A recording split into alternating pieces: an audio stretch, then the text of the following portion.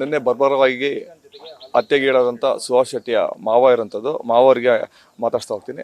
Sir, ಎಷ್ಟು ವರ್ಷದಿಂದ ಸುಹಾಸ್ ಶೆಟ್ಟಿ ಅವರು ಇಲ್ಲಿ ಮಂಗಳೂರಲ್ಲಿ ಬಂದು ವಾಸ ಆಗಿದ್ದಾರೆ? ಹಿಂದೆ ಮೈಸೂರಿನ ಕೆ ಆರ್ ನಗರದಲ್ಲಿ ಹೋಟ್ಲು ಮಾಡ್ಕೊಂಡಿದ್ರು ಅನ್ನೋ ಒಂದು ಮಾತಿದೆ. ಇದಕ್ಕೆ ಸಂಬಂಧಪಟ್ಟ ಅಂದರೆ ಈಗೊಂದು 5-6 ವರ್ಷದಿಂದ ಮೈಸೂರಲ್ಲಿದ್ದ ಹೋಟ್ಲು ಉದ್ಯಮ ಮಾಡ್ತಾ ಇದ್ದಿದ್ದು ಅವ್ರ ತಂದೆ. ಈಗ ಕೊರೋನಾಕ್ಕಿಂತ ಮುಂಚೆ ಒಂದು ಕೊರೋನಾದ ಹೊತ್ತಿಗೆ ಅವರು ಇಲ್ಲಿ ಬಂದು ಸೆಟ್ಲ್ ಆಗಿದ್ದಾರೆ. ಬಜ್ಪೆ ಹತ್ರ ಕಲವಾರ ಅಂತ ಅಂಗಡಿ ಮಾಡಿ ಕೊಟ್ಟಿದ್ವಿ. ಅದೆಲ್ಲ ಅಂಗಡಿ ನೋಡಿಕೊಂಡು ಇದ್ದಾವ.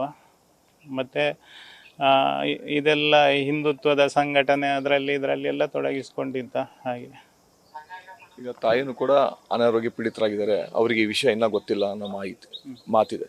ಅದೇ ತಾಯಿ ಅಂದರೆ ಅವರಿಗೆ ಚಿಕಿತ್ಸೆ ನಡೀತಾ ಇದೆ ಇನ್ನೂ. ಆರೋಗ್ಯ ಚೆನ್ನಾಗಿಲ್ಲ ಅವ್ರದ್ದು. ಮತ್ತು ಈ ಹುಡುಗನೇ ಎಲ್ಲ ಮದ್ದಿಗೆ ಇದಕ್ಕೆ ಎಲ್ಲ ಪ್ರತಿಯೊಂದಕ್ಕೂ ಅವರಿಗೆ ಆಧಾರ ಸ್ತಂಭ ಆಗಿದ್ದವನು ಹುಡುಗ. ತಂದೆಗೂ ಅಷ್ಟೇ ಏನೋ ಅನಾರೋಗ್ಯ ಇದೆ.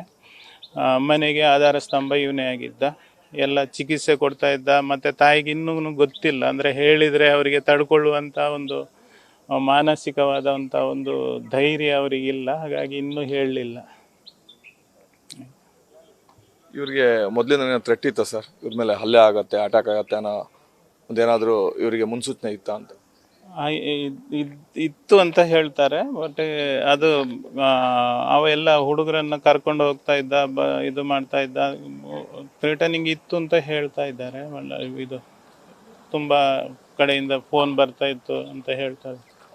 ಎಷ್ಟು ಜನ ಇದು ಸರ್? ಇವ್ರ ಕಾರಲ್ಲಿ ಎಷ್ಟು ಜನ ಇದ್ದೀವಿ? ಆ ಕಾರಲ್ಲಿ ಅದ್ರ ಬಗ್ಗೆ 5-6 ಜನನೇನೋ ಇದ್ರಂತೆ. ನಮಗೆ ಗೊತ್ತಿಲ್ಲ ಸರ್. ಪಕ್ಕ 6 ಜನ. ಆರೋಪಿಗಳಿಗೆ ಏನಾಗಬೇಕು ಅಂತ, ಈಗ ಈ ಕೊಲೆ ಆರೋಪಿಗಳಿಗೆ ಏನಾಗಬೇಕು ಅಂತ ನೀವು ಆಗ್ರಹ ಪಡಿಸ್ತೀರಿ? ಅಂದರೆ ಮರ್ಡರ್ ಮಾಡಿದವರಿಗೆ ಕಠಿಣ ಶಿಕ್ಷೆ, ಒಂದು ಗಲ್ಲ ಏನಾದರೂ ಅವರಿಗೆ, ಇನ್ನೊಬ್ಬರಿಗೆ, ಇನ್ಯಾರದೇ ಕಾರ್ಯಕರ್ತರಿಗೆ ಈ ಥರ ಆಗದ ಹಾಗೆ ಒಂದು ಕಠಿಣ ಶಿಕ್ಷೆಯನ್ನು ನಮ್ಮ ಕಾನೂನು ಮೂಲಕ ಘನ ಸರ್ಕಾರ ಕೊಡಿಸಲಿ ಅಂತ ನಾನು ಕೇಳ್ತಾ ಇದ್ದೀನಿ. ಇದಿಷ್ಟು ಏನು ಮೃತಪಟ್ಟಂಥ ಹತ್ಯೆಗೀಡಾದಂಥ ಸುಹಾಸ್ ಶೆಟ್ಟಿಯ ಮಾವ ಹೇಳ್ತಾರಂಥದ್ದು. ಆರೋಪಿಗಳಿಗೆ ಕಠಿಣ ಶಿಕ್ಷೆ ಆಗಬೇಕು, ಇನ್ನೊಮ್ಮೆ ಈ ರೀತಿಯ ಕೃತ್ಯ ಮಾಡಬಾರ್ದು ಅಂತ ಕೂಡ ಹೇಳ್ತಾರಂತ. ಕ್ಯಾಮ್ರಾಮನ್ ಪ್ರವೀಣ್ ಜೊತೆ Kiran, news first Mangaluru. News first ನಿರ್ಭೀತಿಯಿಂದ ನಿಮ್ಮ ಪರವಾಗಿ.